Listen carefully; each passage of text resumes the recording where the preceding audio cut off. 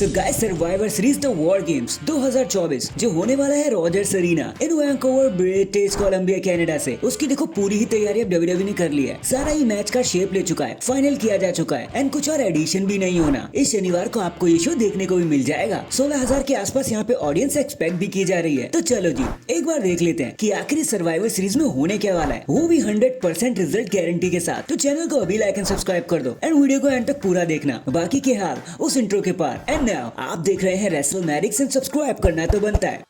तो यार देखो भाई, हमने आपको पहले ही बताया था कि कैसे कहीं भी कभी भी वॉर गेम्स हो रहा होता है ना, तो डब्ल्यूडब्ल्यूई मैच कार्ड को जरा सा छोटा ही रखती है। कोशिश करती है कि ज्यादा मैचेस ना हो ताकि वॉर गेम्स को पूरा टाइम मिल सके। इसलिए मैच कार्ड में आपको ज्यादा कुछ देखने को नहीं मिलेगा, छोटे छोटे मैचेस ही देखने को मिलेंगे। So with that being said, चलिए स्टार्ट कर लेते हैं मैच नंबर 1 से, जो इसी हफ्ते ऑफिशियल हुआ है। मंडे नाइट रॉ को इंटरकॉन्टिनेंटल चैंपियनशिप मैच, जहां ब्रॉन ब्रेकर एक ट्रिपल थ्रेट फैशन में अपने टाइटल को डिफेंड करेंगे against Sheamus and Ludwig Kaizer. अगर आप इसे नाइट का सबसे हार्ड हिटिंग मैच भी कह दोगे ना, तो भाई कुछ भी बुरा नहीं होने वाला। इट्स सेफ टू से, क्योंकि ये तीन जब रिंग में होते हैं तो भाई कोई कमी छोड़ते ही नहीं है, एक दूसरे को कुत्ते की तरह मारते हैं। लेकिन हमारा सवाल तो भाई वहां पर अटक जाता है कि भाई कौन जीतने वाला है। तो जैसा कि आप जानते हो, हमें नहीं लगता कि डब्ल्यूडब्ल्यूई को अभी जरा भी चांस लेना चाहिए, और डब्ल्यूडब्ल्यूई सोच भी नहीं रही होगी कि ब्रॉन ब्रेकर को हरा दिया जाए। इसलिए हमारा तो यही मानना है कि ब्रॉन ब्रेकर अपने टाइटल को डिफेंड कर ही लेंगे। वैसे भी उन्हें अगर थोड़ा बड़ा बनना है तो इस मैच को जीतना पड़ेगा। तो हमारी प्रेडिक्शन ब्रॉन ब्रेकर के साथ ही रहने वाली है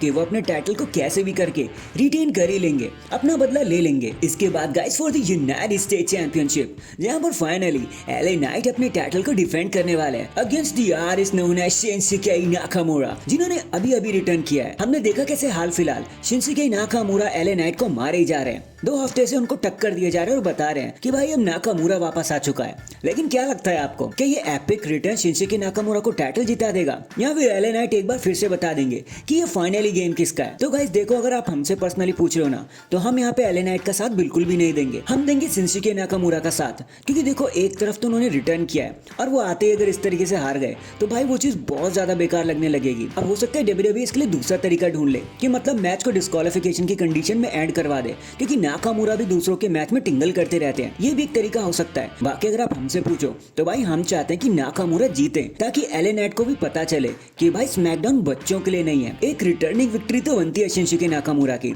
तो हमारी प्रेडिक्शन, भले ही हम हारे या जीते, हम शिंसुके नाकामुरा के साथ रहने वाले हैं। बाकी लेट्स सी डब्ल्यूडब्ल्यूई से कैसे प्लान करती है कि सबका मन भी हो जाए और किसी का दिल भी ना टूटे। नेक्स्ट अब बात करते हैं the world heavyweight championship match के बारे में, जहां पे गंथर अपने टाइटल को डिफेंड करने वाले हैं एक स्ट्रीट चैंपियन डेमियन प्रीस्ट से। और आप जानते हो कि ये कैसे मंडे नाइट रॉ में एक दूसरे से लड़े जा रहे हैं। कभी गंथर डेमियन की बेइज्जती कर देते हैं तो कभी डेमियन गंथर की बेइज्जती कर देते हैं। दोनों के बीच में आए दिन लड़ाई होती रहती है। इस लास्ट मंडे नाइट रॉ को भी जब एक गो होम एडिशन था, वहां भी हमने देखा था कि शो के शुरू होते ही ये दोनों कैसे एक दूसरे पर टूट पड़े थे। डेमियन प्रीस्ट को अपर हैंड मिले थे। लेकिन क्या सर्वाइवर सीरीज में भी डेमियन प्रीस्ट को अपर हैंड मिल सकते हैं? भाई ऐसा नहीं लगता हमें, क्योंकि हमारा अभी भी मानना है कि गंथर कैसे भी करके अपने टाइटल को रिटेन कर ही लेंगे। देखो यार, एक तो क्लियरली बात है ना, गंथर 200-400 दिन से पहले टाइटल देने का नाम ही नहीं लेते। ऊपर से हमें नहीं लगता कि अभी भी जजमेंट डे एंड डेमियन के बीच की जो राइवलरी है वो खत्म हो गई होगी। हमें लगता है कि समर स्लैम में जो हुआ है ना, वो दोबारा भी होगा। इसलिए गंथर अपने टाइटल को रिटेन कर लेंगे।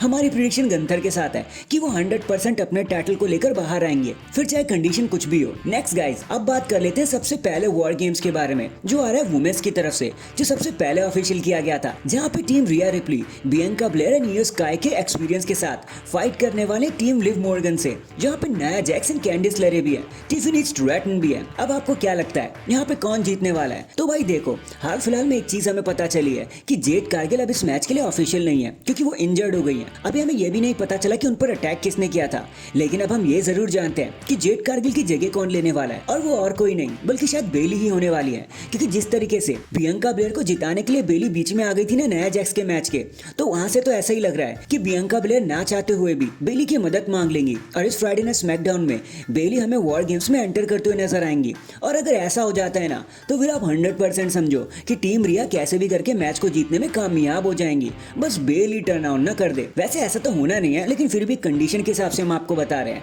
लेकिन फिर भी लिव मॉर्गन अपनी पूरी कोशिश करेंगी, लेकिन इतनी कोशिश नहीं कर पाएंगी कि वो रिया रिप्ली को हरा दे। तो हमारी प्रेडिक्शन टीम रिया के साथ ही रहने वाली है कि वो अपनी बाकी टीममेट्स के साथ अपने इस मैच को जीतने में कामयाब हो जाएंगी। And in the end guys, चलते हैं मेन इवेंट की तरफ। और आप जानते हो इस मेन इवेंट में कितना कुछ रखा है हमारे लिए, क्योंकि team Roman Reigns the original blood line face करने वाली है दी इम्पोस्टर ब्लड लाइन को, नई वाली ब्लड लाइन को, सोलो सिकोआ की ब्लड लाइन को। तो जहां एक तरफ रोमन रेंस के पास भाइयों की ताकत है, सैमी ज़ेन का भरोसा है और अब तो उनके साथ सीएम पंक की राइवलरी भी जुड़ चुकी है। वहीं पर दूसरी तरफ हमने देखा कि सोलो सिकोआ के पास जेकब फातू जैसे वुल्वरीन भी है, द वुल्फ भी है। तो क्या लगता है इन टक्करों के बीच में असली टक्कर कौन लेके जाएगा? तो गाइस देखो, हमारा ये मानना है कि भले ही चाहे कुछ भी हो, अब क्योंकि सीएम पंक रोमन के साथ जुड़ चुके हैं, रोमन रेंस ऑलरेडी एक मैच हार चुके हैं क्राउन जूल में, तो ऐसा हो ही नहीं सकता कि डब्ल्यूडब्ल्यूई रोमन रेंस को एक बार फिर से हरा देगी। तो हमारी 100% प्रिडिक्शन टीम रोमन के साथ ही रहने वाली है कि चाहे कैसे भी करके, चाहे राइवलरी को साइड में रख के,